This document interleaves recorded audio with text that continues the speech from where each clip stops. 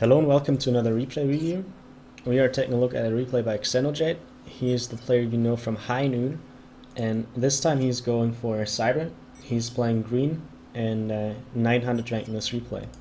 And he's playing against Spectrum, 1200 rank red Siren. And I guess the ratings don't matter so much here because this is a custom game. It's a global game, not a ladder game, so the ratings are usually going to be inflated and rather wonky. You know how global rating works. You have some maps that you can just whore and your rating is going to be specific to the maps but not to your skill on just any map, and that's why you should probably not take a rating at face value in these ranges.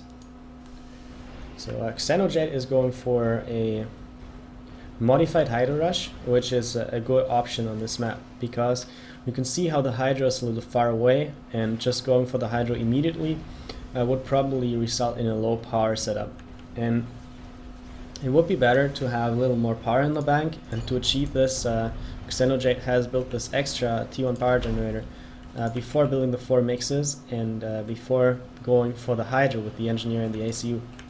So this is a variation of a generic build order. That's like the 1 P-Gen Hydro Rush if you wish, and this is good stuff. So it's not perfect because a map specific build order could do a little better on this map, but it's still good, right? If you don't have a map specific build order, you can just kind of guess how far the Hydro is going to be, and but then you can use this, right? Well, let's take a look at this raid for a bit. We have one hunter here from XenoJade, and we have 2 hunters from his opponent.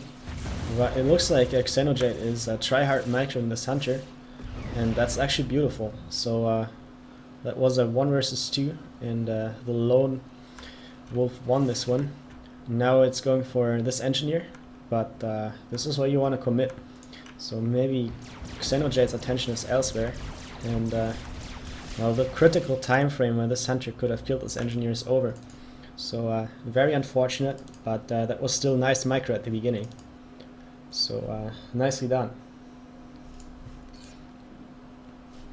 I talked about map specific BOs. Well, I don't have a map specific BO for this map yet because it hasn't been in the ladder rotation for a long time, but I can come up with one and share it with you. I see a lot of potential for map specific BOs on this map because there are trees you can reclaim and they come in groups, so they give a lot of power. There are 4 rocks which are worth 150 mass around here, and an early engineer can reclaim them to get extra factories with your ACU and some assistance, or possibly a fast T2 mix. So lots of options here with the rocks and the trees. Plus there is the water. So I think Spectrum is trying to make use of the water. He is on the enemy side of the map with his ICU, and that's actually a good idea.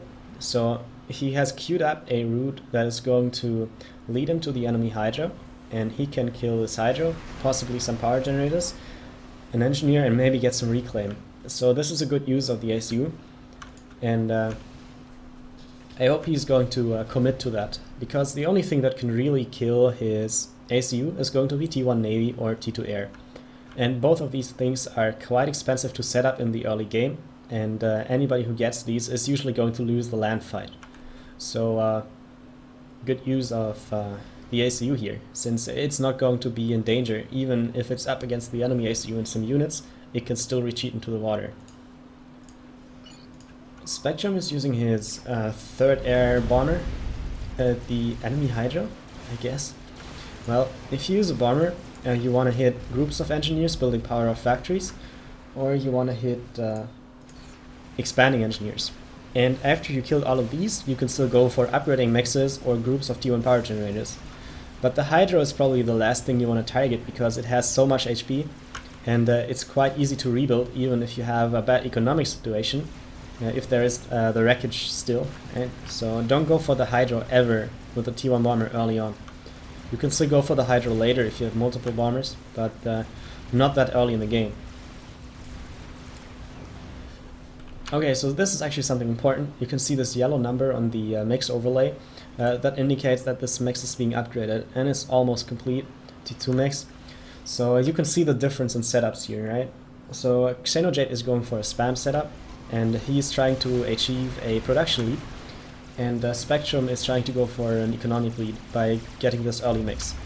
And you can see the difference in units. So XenoJade has more units than Spectrum, I would say maybe 50% more, and XenoJade also has his units in better positions. So this Hydro looks like it's going to die, and these bots are going to target some power generators. So basically when you have units in a position like this, what can you do to maximize their value? Well, you would target both power generators and engineers usually, because the engineers are going to be needed to rebuild power, and the power generators are going to be needed so that the engineers can get and use reclaim to rebuild whatever was lost, right? But as soon as you kill both power generators and engineers, it's going to be quite difficult to recover from this. So you should always try to target both and not just one of them. And a scout on this side could have revealed that there is an engineer here and there are two engineers here. These were reclaiming trees over here, but now they're like used to rebuild stuff, as you can see, right?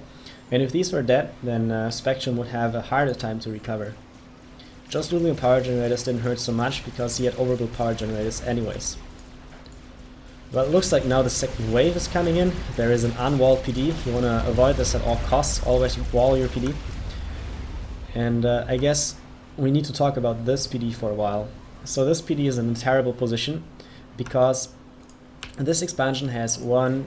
let me switch to XenoJade's view. So this expansion has 1, 2, 3 mexes. XenoJade is raiding right now. And if Spectrum had built his had built his PD here, in this spot, he could have walled off this entire side. But with the PD here, you can see how XenoJade can simply walk around it, and it's not going to do anything, right? So he's staying out of range of the PD, more or less, and that's why it's not doing stuff. Plus, the PD is in a poor position because a third of the range, this section, is covering the hill, and nothing is ever going to be on the hill. So that's just wasted potential here by placing this so close to the hill. And so far behind the choke, right? So you could probably still get something out of this PD if you made a wall here, but it's still not going to be ideal. So this is not a motivated PD, you could say. There are some kills on this ACU, but not a lot actually. I would have expected more, and we don't see any wreckages here. So I suppose this attack on the Hydro never happened. It's still on the initial HP after the bomber hit it. So for some reason Spectrum decided to head back. It was probably because XenoJade's ACU was around here, but that was a bad call. So if you have your ACU in the water and the enemy ACU is on the shore and there are a few units, you can still attack and keep hitting the Hydro and the power generators until your ACU HP is empty. Or like, if you assume that your opponent is going to draw, well, just make sure it doesn't go far under like 4,000, right? So usually 3,500 to 2,500 is going to be the damage of the death nuke of the ACU, and as long as it's not under that, it can be as low as it wants, because there's not going to be T1 Navy or T2 Air that early on. So I could have used the ACU more aggressively, that's what I'm saying. Usually if you lose ACU HP, you are going to end up with a map control disadvantage, potentially a production lead disadvantage, and that simply adds up, right? Sometimes you even donate reclaim to the opponent while you're retreating your ACU, because you're comp blocking the enemy ACU with your units. So losing a lot of ACU HP early on is usually tragic, but this doesn't apply to maps with water, and Phoenix Revenge has a lot of water, so you can use the ACU super aggressively. So what's happening now? Well, I don't like what I'm seeing. Basically XenoJade has paused all of his factories to get something else, and units were actually the only thing he had for the entire game, and now he's pretty much dumping this advantage he had. And what is he getting instead? Well, could be an ACU upgrade, theoretically could be T2 maybe on this factory. It looks like he's going for, well, T2 mixes, I see several T2 mexes here, and he's going for T2 air. So sorry XenoJade, but that's probably the worst thing you could possibly do in this situation, because A, you don't have the power for T2 air. I said on multiple occasions that you need an entire ring of T1 power generators around the T1 air factory you want to upgrade, and then you can avoid stalling, and that is without assist, right? With assist you're going to power stall for sure, as you can see here. Pausing all of the land factories to get this and this upgrade is not going to be worth it. And the T2 mexes, well, situation is you had like 3 light T2 mexes, opponent had 1 early T2 mex and some reclaim, and you are basically on par with him now in terms of eco. But just to be on par with him, you really wasted your production lead in land units, and I don't think this was worth it. So before something else happens, let me elaborate a little more. When you have a production lead like this, you usually want to restrict your opponent to a small portion of the map, and you want to deny as many power generators and engineers as you can so that the opponent cannot make use of the reclaim. But right now you're just giving the opponent time to like rebuild everything he had lost, get all the reclaim, and this T2 mex is really a liability, because the opponent had an early T2 mex, and if you didn't make him stall in like power and build power, then this T2 mex can repay its own cost and like net out with a super huge advantage, right? Your old mexes here, well, they weren't completed since a long time, so they didn't have the chance yet to repay their own costs. And that's why, even though it may look like your economic growth rate is higher than the opponent's, if you take into account the time perspective and how long these mexes were actually on the field, I would say your opponent is still going to be in the economic advantage here, at least for now. So just to be on par with him in a minute or two, you are wasting your production lead. And I think it would be better to simply build more units and push, right? You could see how the first 2 waves worked super well against him, and just sending a little more wouldn't hurt, right? But it's probably too late for that now, because the opponent is actually rebuilding everything. So that's a little wasted. I like XenoJade is going for the expansions. It was a little late, but you can still see how it's going to help him.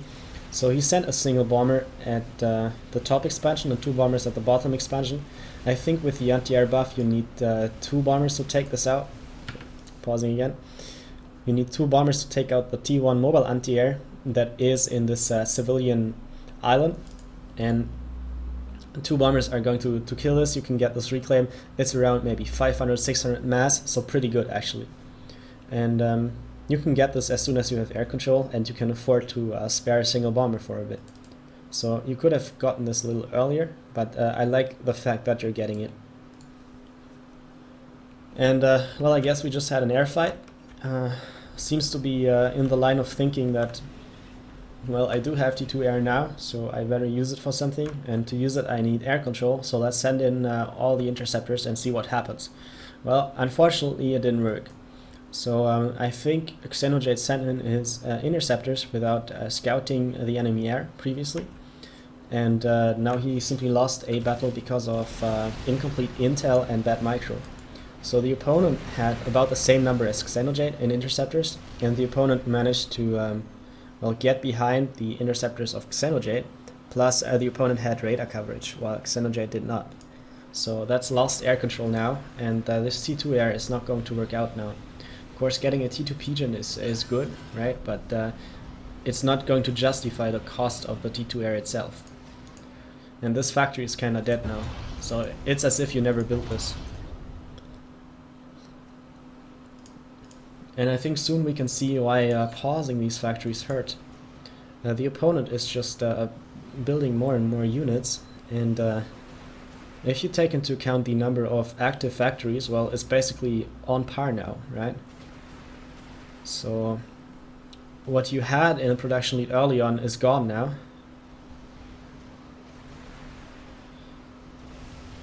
And you can see some dangerous unit reallocation, right? It looks like Red is about to push here. He is ready to sacrifice this side, it seems. So if you had good intel, you could push here now and if he reacts, he would still retreat. But basically, it looks like the opponent is preparing for a defeat in detail situation, and he has enough engineers here to build some PD if he needs to. So this push, XenoJade is heading towards the enemy ICU and towards this huge group of units. XenoJade's units are distributed all across the map, whereas red units are in the same spot. So this is going to be a kill, I think, or it's going to be very close to a kill. Yeah, that's it. So that was very unfortunate. I guess the main takeaway from this game, main learning, is to not force like a transition from a spam setup to an eco setup, because that's going to be costly, right? If you have a lot of spam, it synergizes with some other things, such as like using units to get a map control lead and a reclaim lead from reclaiming the enemy wreckages, and then try to make the opponent build power and power stall. That's a pretty safe way to make use of a production lead. And you can also get gun upgrade, because you're not going to have tons of mass structure upgrades if you have lots of units, but you usually have enough mass income for a gun upgrade. A T2 upgrade for T2 PDs would be too expensive, but you can usually get gun. Pause the air factory for a little, get gun, and this game could be over by now.